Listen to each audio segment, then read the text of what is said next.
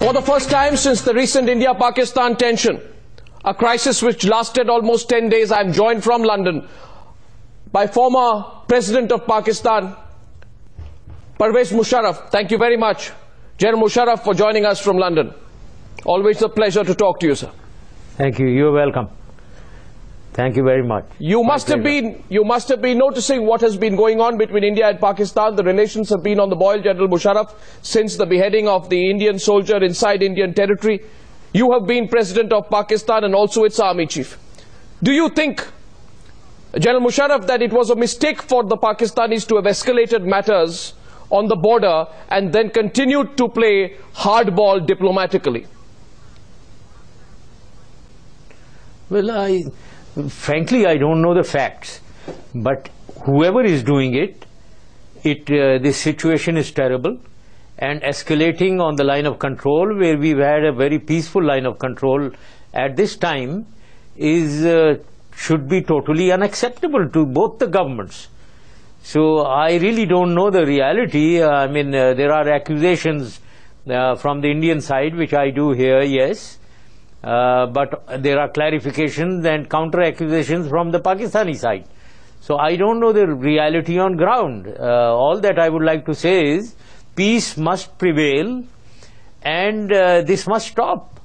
No sane person would think that this escalation is in anyone's interest. If that is the case, don't you find it completely surprising, General Musharraf, that an aggressive Pakistan has violated the ceasefire 117 times in 2012. How responsible is that, General Musharraf, in your view? Again, now, this is what you are saying. I mean, I don't know the reality, I don't know the facts. I can't imagine that Pakistan has done this. If they have done it, yes, this is absolutely wrong. But there is a big if. What you are saying, if I was to go by what Indians are saying, or what your side is saying, well, that is terrible. But Pakistan, I don't know who could be wanting to escalate. I mean, Pakistan army is already involved all over Pakistan on the western border. I don't think the army, any leadership in the army would like to involve Pakistan army more and escalate on the line of control. So I don't accept this argument. It doesn't stand to logic. Are you saying that any escalation, and General Musharraf, let me tell you, we have such detailed information, and none of this information has actually been factually contradicted by the Pakistanis, either the government or the army, not been factually contradicted. Are you saying, as the former President of Pakistan, that it is not in the interests of the Pakistan government or the Pakistan army to escalate matters at all with India? Absolutely, I am saying that. Now, if there has not been any response from the Pakistan side, I am surprised and shocked. But however, I know for certain that it is not in the interest of the army or the government of Pakistan. But having said that, you haven't mentioned, did you mention the allegation of beheading of an Indian soldier? As far as that is concerned, let me say, if anyone has done it, if anyone has beheaded a soldier and sent a headless body, is the most terrible, wild act, inexcusable act. But I also believe, knowing Pakistan army, anyone who does that will be court-martialed. He will be punished more strongly. So I don't understand how such an occurrence took place. I don't know what is the evidence available. Because on the line of control, when firing takes place, the entire line of control is bunkered, and there are trenches. They are not crawl trenches, they are walking trenches all along the line of control. So what has been happening in the past when we used to exchange fire was with snipers at long distances of 500, 600 yards, firing at each other and killing each other whenever an opportunity arose. So, but now I can't imagine how this body got into the hands of the Pakistanis. No, Mike, was this soldier across because the Pakistanis crossed the LOC?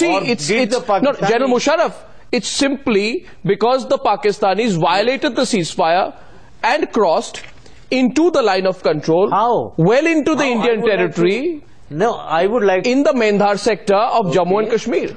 No. Please understand, I don't know the facts, let me admit first of all, but I am working only on logic, and I am working on understanding what the Pakistani army does. Yes. I can't imagine that some soldiers went across the line of control, yes, killed an Indian soldier, yes, beheaded him and took his head away and left the body. I just can't imagine any soldier doing this. He should be, if anyone has done it, the strongest punishment should be given to him. Sir, let me remind you, because you're saying you were President of Pakistan in February 2000,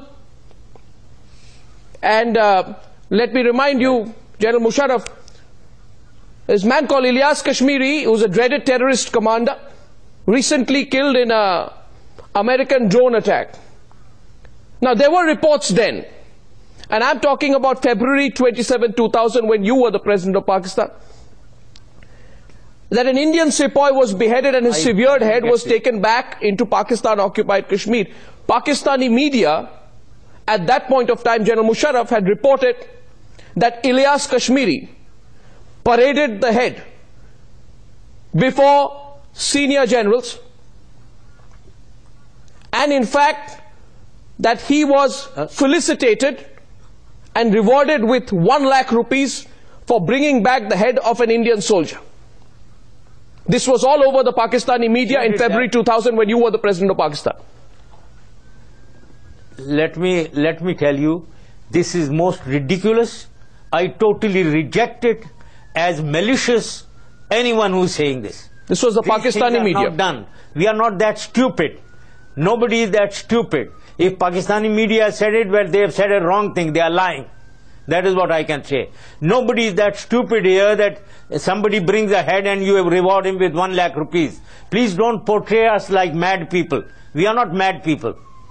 This was reported in the Pakistani media. General Musharraf, Pakistan always... If anyone has done that, he is telling lies. I am 100% sure.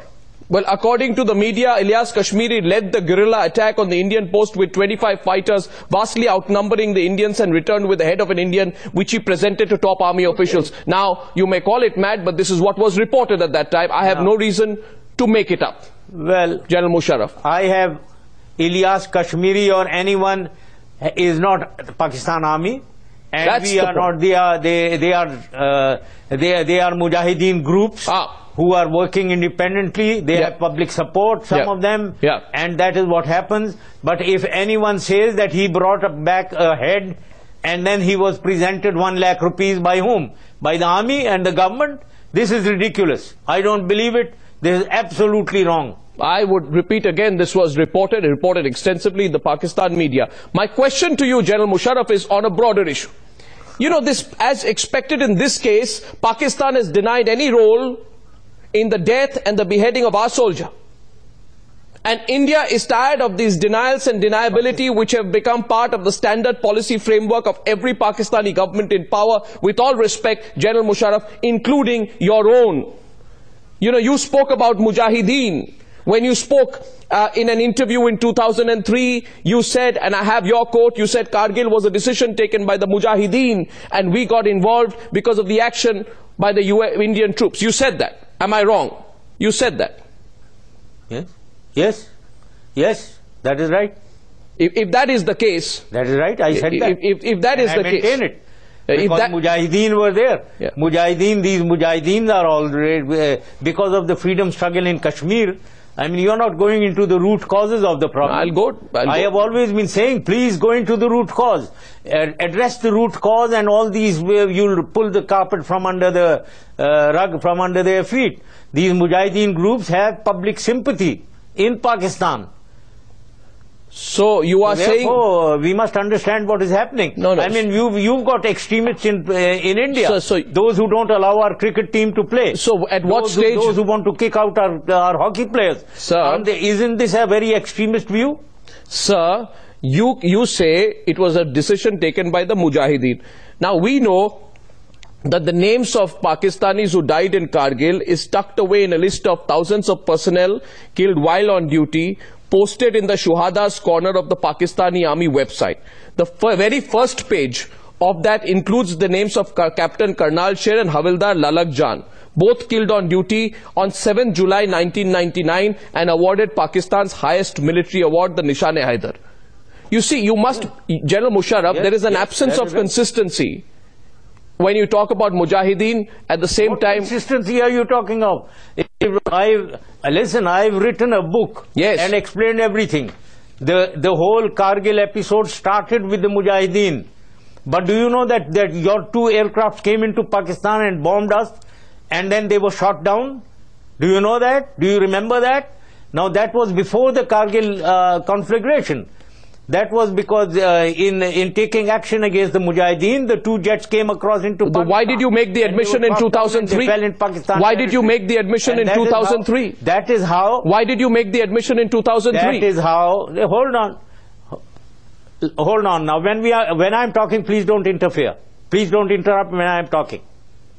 Now, that is what happened, and that led to the involvement of second-line forces. The army was not there. It is the second-line force, the NLI. NLI is now a part of the army. Previously, it was the second-line force, like the Rangers, like the Frontier Corps. Sir, I am sorry. So they were the ones who were involved. And Lalak Jan belongs to that force, to the NLI. Sir, let me tell you... And so was Karnal Singh. Sir, let me tell you, General Musharraf. Yes. There is one thing with General Musharraf you will understand. That facts cannot be questioned. Now, I will present 2 facts to you to contradict you on this, and I want to know from you what your answer is to that. Foreign Minister was Sartaj Aziz, if I am not mistaken. And since we are talking Kargil and we are settling this issue of Mujahideen versus forces... Listen now. Sartaj Aziz said... I want to set the record. First of all, this interview is not on Kargil. If you want to talk on Kargil, I want to talk of East Pakistan first. What your army... Sir, I have one question on to settle the Kargil issue. And how Indira Gandhi promoted Manik Shah as Field Marshal. And how she said that her greatest achievement is to disprove the two-nation theory. General Musharraf, from there. So stop discussing Kargil. General Musharraf, we are going to discuss that. Then we come to Siachen. No, one question on Kargil. No, so no more questions on Kargil. One question on Kargil. Pakistan. We'll talk of East Pakistan. Can I have one question on Kargil? Otherwise, cut it out. One question? Will you allow me? No, nothing more. We've discussed enough. No, I don't answer any question on Kargil. Because what I see about you Indians is the problem that you will call us rogues, but what the roguish acts that you do, you don't want to discuss it. Now cut that out. I don't take that. General Musharraf, in November 2010, I'm not talking about Kargil, but I'm moving to 2010 now. Okay. Though I had a question on Kargil, you have not allowed me. I placed my objection to you, not allowed me on record, and we move on. When I was in Delhi just now on Hindustan Times invitation, there I said, if you keep getting bogged down in history, you can never move forward. Yes. There is a problem with India, that you create hysteria. Sir, you create hysteria in the politicians, the media. General Musharraf, such a hysteria, even on this issue of the line of control violations. General you are creating hysteria. General Musharraf, I object to that. Don't do that. General Musharraf, with all respect to you, we are a lot of nationalistic Indians who object to that. When your soldiers are beheaded, you will object. But I would only say one thing in response to you. This is you are telling lies. Okay, let me say it with confidence. I think you are telling lies. I think you are doing it with some design. Nobody beheads. No soldier no enemy is beheaded by any Pakistani soldier. It is not done. This is not our culture. This is not what disciplined army does. Anybody who does that will So be you are punished taking more a severely in the Pakistan army. So you are taking a Therefore, position. nobody dare do that. So you are taking a position. You are believing what your soldiers Sir, you are saying. taking, so, General Musharraf, you are taking a position in the complete absence of facts, which, as you yourself acknowledged, you don't have the full facts on this case. But I'd only like to say, you talk about history and hysteria. General Musharraf, those who forget history are condemned to repeat it, as the cliche goes. In November 2010, acknowledging that the Lashkar-e-Toiba and like-minded groups like the Jamaat-ud-Dawa were involved in terrorism, former Pakistan President Pervez Musharraf said these outfits need to be reined in, but in a gradual manner. In other words, you have yourself admitted that the Jamaat-ud-Dawa and the Lashkar-e-Toiba are terror groups. How do they then operate with complete impunity on Pakistani soil? Does the Pakistan army need a reality check on who the real enemy is, General Musharraf?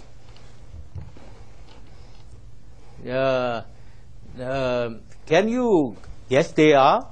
They are involved. If they are involved, they should be punished. And then, now, as I've explained every time, they have sprouted because of the freedom struggle in Kashmir in 1989. They came into being in the 90s because of great public support for the Kashmiri freedom struggle. That is what happened.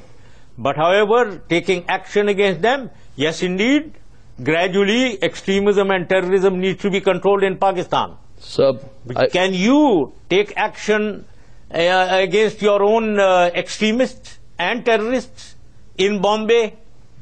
Could you have done that? They were sent from Pakistan. Can you do that? As you are fully aware, General Musharraf, they were sent by a coward called Hafiz Saeed in Pakistan, who's operating with impunity. And you said about Hafiz Saeed, and I quote you, and as I said, General Musharraf, I am a man who goes by quotes. In November 2012, presumably when you were in Delhi, you said, and you were quoted as saying, Lashkar-e-Toiba enjoys tremendous public support in Pakistan, and it will not be easy for the government to take action against them. My question to you, sir, is, even if a group of terrorists enjoy public support, it is the bounden responsibility of any civilized government to act against them. Your governments or your army cannot be weak when it comes to terrorists. That cannot be an alibi. Can you, listen, don't simplify matters. One understands, yes, what I said is correct, and one should take action in a deliberate way. Could you have taken action? Can you take action against Bal Thakre's group? Can India take action? Aren't they extremists? Sir, you are... can you take action? Sir, you are completely... Sir, you challenge the Indian government to eliminate No, that. no, you are... Sir, may I remind you, I don't want to get into those details, but I would like to remind you that your government... Obviously. That your government... No, I'll get into every detail. There's an internal situation. General Musharraf, I don't hesitate from going into detail. Yeah. And I'd like to tell you, it was your government which said under UN resolutions, we will act against the Lashkar-e-Toiba. I'd also like to remind you, sir, that the recent Pakistan Army Green Book, you're an army man, you know. My question was, your problem is within. The Army Green Book, and you know the Pakistani army better than anyone else, suggests for the first time that internal threats and not India should be a priority. This is a long due acknowledgement, but when will this India obsession end, General Musharraf, even when it's been put in writing? India obsession. And when will Pakistan obsession end in India? May I ask you? Yes. When you stop exporting terror and beheading our soldiers. Views. Don't try to pin me down on these things. Now let me tell you that yes, there is when I said internal, that doesn't mean that the external threat. If today you escalate on the line of control and then do whatever you did in East Pakistan or Siachen, then certainly our focus will go to the shift from internal threat to the external threat from your side. Obviously, things don't remain permanent. Situation, you take action, you take decisions in accordance with environment. Today the environment is that there is a domestic internal threat on Pakistan. So therefore we need to look at terrorism and extremism internally. But as the things are escalating in the line of control, and if India tries to take advantage of this escalation and tries to impose a strong external threat, we will divert, Pakistan Army will divert all its attention to the external threat from India. That is how things change. So you are a realist. You are a realist. You know what has happened in this side. Yes, yes. So you know that a strong army, a strong India, and with the support of the rest of the international community, has outstared Pakistan in this face-off. And now there is an embarrassed attempt by Pakistan to retreat. This goes on to prove, and now I would like to call upon Pervez Musharraf, the president and the statesman. Pervez Musharraf ji, does this not just go on to prove that realistically, besides the rhetoric, Pakistan cannot afford to engage India aggressively at this stage? You've had to retreat this time. Obviously, that is the logic. No, there is no retreat. I don't think there is any retreat. I think it is a clarification. I think logic to logic, as I understand, it is not possible that Pakistan army is trying to escalate. And I think there is a propaganda, and I think there's a design behind whatever is happening. Whose design? Kiani's design? General Kiani's design? Your design. I thought it was General Kiani's design to maintain his relevance. No, I think it is your army's design. No, I don't think so. These are all cooked up stories which you say that to maintain its relevance, the army, Pakistan army, to maintain its relevance, keeps Kashmir issue alive. This is all nonsense. This is absolute nonsense. General Musharraf. That is not the case. Pakistan army believes that we must resolve disputes with India. General Musharraf. Pakistan army believes that we have to resolve the Kashmir dispute. General Musharraf, you as a general, army chief, and then as a politician and president, have been known for your aggressiveness. And I can see that aggression on this interview as well. Yeah. Now, you have labeled Qadri's protest a success and said the time is ripe in Pakistan for change. You have said, and I am quoting you, that change would have become the order of the day if I had been in place of General Kiani. Are you saying that it is time for the Pakistani army to take over? Are you advocating another coup in Pakistan? Now listen, now don't distort my words. Don't stop distorting. So these are your words. Now you have said that I said that change would have been order. I never said those words, the last part. First part, yes, change is due. Change towards better politics. But don't involve anywhere. I refuse to answer questions from your side about internal situation of Pakistan. Why is that? You have no concern? Please keep that out. Why is that? The internal situation of Pakistan impacts the region as well. Why have you not allowed our hockey players? Why are you kicking out our singers? Why are you doing that? Sir, because as you understand the depth of the sentiment in India. What kind of democracy are you running? Sir, the anger has tipped over. What kind of relations are you trying to maintain with your neighbors? Sir, the anger has tipped over. You tell me that. Give me the answer for that. The anger has tipped over, Pervez Musharraf, and you know that. Well, anger...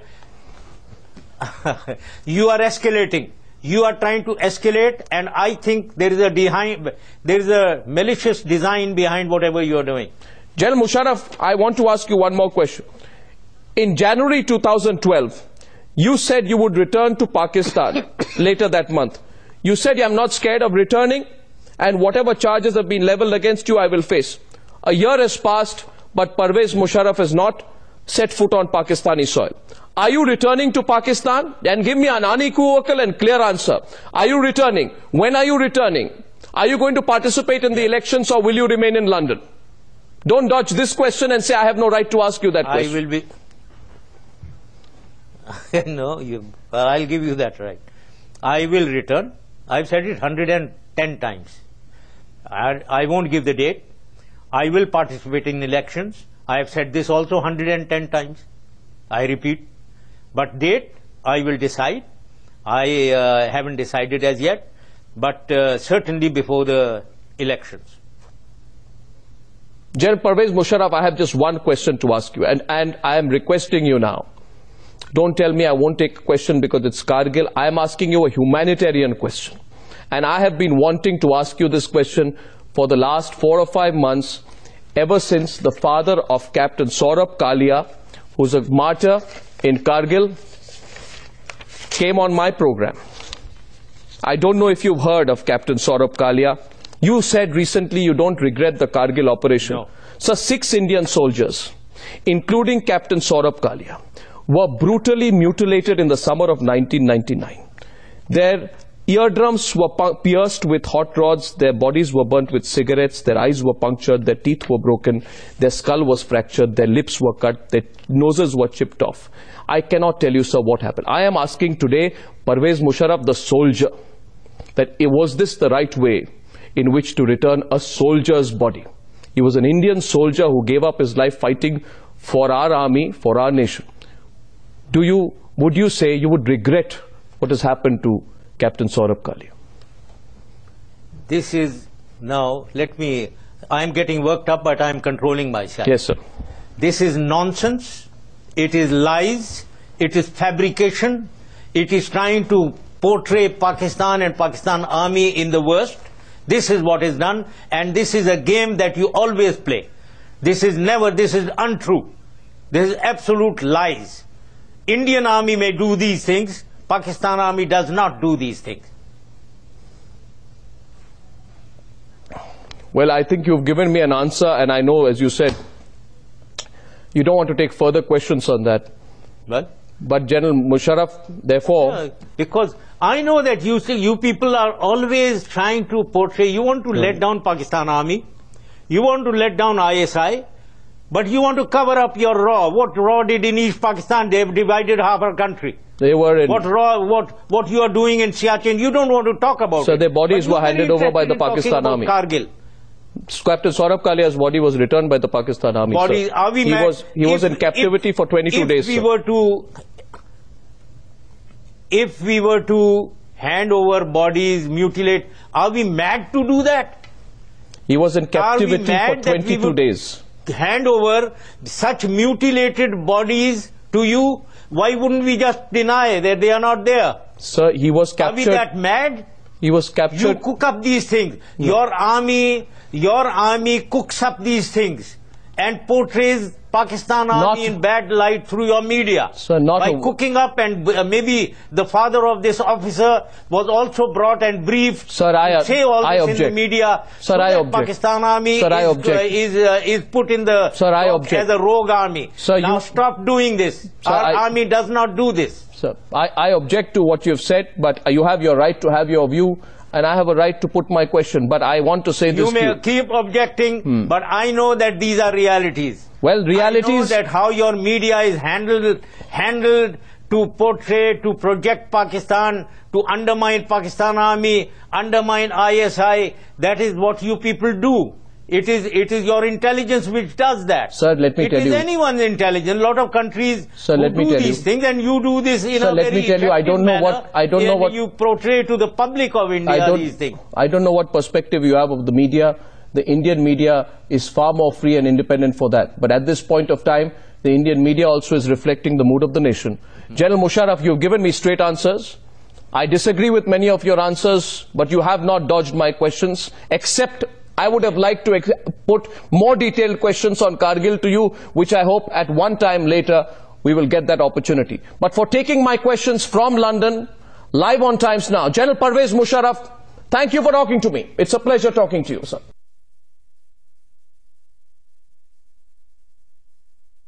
Thank you.